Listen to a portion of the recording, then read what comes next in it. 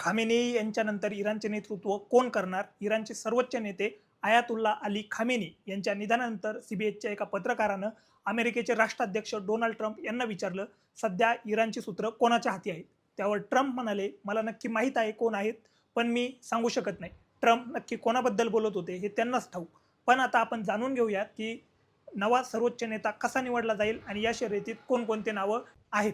Khamenei यांच्या निधनानंतर सध्या देशाची धुरा 3 जणांची एक समिती आहे, ती सांभाळत आहे. यात इराणचे राष्ट्राध्यक्ष मसूद पेजेशकिशान आणि सर्वोच्च न्यायालयाचे मुख्य न्यायाधीश आणि गार्डियन काउन्सिलिंगचे एक ज्येष्ठ धर्मगुरू यांचा यामध्ये समावेश आहे. गार्डियन काउन्सिलिंगचे हे इराणमधील 12 सदस्याचं एक मंडळ आहे.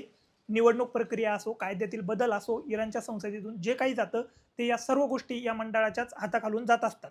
आणि हे तिघे मिळून तोपर्यंत कारभार चालवतील जोपर्यंत इराणचा नवा सर्वोच्च नेता निवडला जात नाही. मुजत्तबा खामेनी हे सर्वोच्च नेतेपदासाठी सर्वात आघाडीवर असलेलं एक नाव म्हणजे मुजत्तबा खामेनी. ते खामेनी यांचे दुसरे पुत्र आहेत. मुजत्तबा यांनी पडद्यामागून इराणची सूत्र काही काळ हाताळली देखील आहेत. इस्लामिक रेव्होल्युशनरी गार्ड क्रॉप्स आणि बजीस मिलिशियांशी त्यांचे चांगले संबंध या ठिकाणी आहेत. बजीज मिलिशिया हे इराणमधील एक असे संघटन आहे ज्यात सामान्य नागरिक विशेषतः तरुण स्वइच्छेने सामील होतात आणि सरकारला पाठिंबा देतात. हे संघटन 1979 सालीच्या इस्लामिक क्रांतीनंतर स्थापन झाले असून ते थेट इस्लामिक रिव्होल्युशनरी गार्ड क्रॉप्सच्या अंतर्गत काम करतं. मात्र मुजत्तबा यांनाच सत्ता वडिलांकडून मुलाकडे जाणे नको होते. इराणमधून राजेशाहीची हकालपट्टी होण्यामागे हेही एक कारण या ठिकाणी होतं. शिवाय मुजत्तबा हे एक उच्च दर्जाच्या इस्लामिक धर्मगुरूमध्ये गणले जात नाहीत. त्यांच्याकडे कोणतेही अधिकृत पद नाही आणि अमेरिकेने 2019 मध्ये त्यांच्यावर निर्बंधही घातले आहेत. अली रेखा अराफी 67 वर्षांचे हे धर्मगुरू खामेनी यांचे अत्यंत विश्वासू मानले जातात.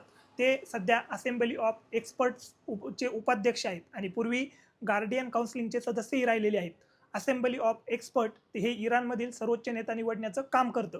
त्यांचे थेट सदस्य जनतेतून निवडले जातात आणि ते इराणच्या इस्लामिक शिक्षण व्यवस्थेचे प्रमुख असतात. धार्मिक विषयावर त्यांची चांगली पकड आहे, मात्र राजकारणात ते अजूनही फारसे प्रभावशाली चेहरा म्हणून ओळखले जात नाही. सुरक्षा यंत्रणा किंवा IRGCशी त्यांचे एकूण संबंध जे आहेत ते खूप एकनिष्ठ नसल्यामुळे त्यांचे नेत्यांपेक्षा धर्मगुरू म्हणूनच अधिक त्यांच्याकडे पाहिलं जातं. मोहम्मद मेहदी मिरबार्गी साधारण 60 वर्षांचे हे कट्टरपंथीय धर्मगुरू असेंब्ली ऑफ एक्सपर्टचे सदस्य आहेत. ते पाश्चिमात्य देशांचा कडवा विरोधक मानले जातात आणि सध्या इराणच्या इस्लामिक सायलेन्स अकादमीचे ते प्रमुख आहे. त्यानंतर हसन खोमेनी ते इराणच्या इस्लामिक क्रांतीनंतरचे सर्वात पहिले सर्वोच्च नेते आयतुल्ला रहुल्ला खामेनी यांचे नातू आहेत. त्यांच्याकडे धार्मिक ओळख, क्रांतिकारी वारसा दोन्ही आहेत. ते खोमेनी यांच्या दर्याचे रक्षक सुद्धा आहेत. मात्र त्यांनी कधीही सार्वजनिक पद सांभाळलं नाही आणि इतरांच्या तुलनेने ते कमी कट्टर मानले जातात. त्यानंतर अली लारीजानी राजकीय संस्थांच्या सुरक्षेच्या संबंधित जबाबदारी त्यांच्याकडे आहे. 67 वर्षांचे लारीजानी सध्या सुप्रीम नॅशनल सिक्युरिटी काउन्सिलिंगचे प्रमुख आहेत, जे इराणच्या संरक्षण आणि परराष्ट्र धोरणाशी संबंधित सर्वात महत्त्वाचा निर्णय घेतं. इस्लामिक रिव्होल्युशनरी गार्ड क्रॉपच्या संपादक सदस्यांपैकी ते एक राहिलेले आहेत. संसदेचे अध्यक्ष आणि खामेनी यांचे सल्लागार अशी महत्त्वाची पदं त्यांनी भूषवली आहेत. दीर्घकाळापासून सत्ता आणि सुरक्षा क्षेत्रात त्यांचे मोठं नाव असल्यामुळे ते सर्वोच्च नेतेपदाच्या शर्यतीत सर्वात आघाडीवर मानले जात आहेत. अमेरिका आणि इस्रायलचे इराणवरील हल्ले अजूनही सुरू आहे.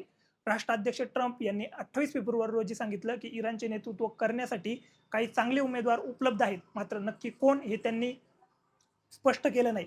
इराणचा सर्वोच्च नेता होण्यासाठी त्या व्यक्तीचे शिया धर्मगुरू आणि इस्लामी विद्वान असणे आवश्यक आहे आणि त्यांची नियुक्ती असेंब्ली ऑफ एक्सपर्ट्स करते. 1989 मध्ये खोमेनी यांच्या निधनानंतर त्याच दिवशी पुढील नेत्यांची निवड करण्यात आली होती.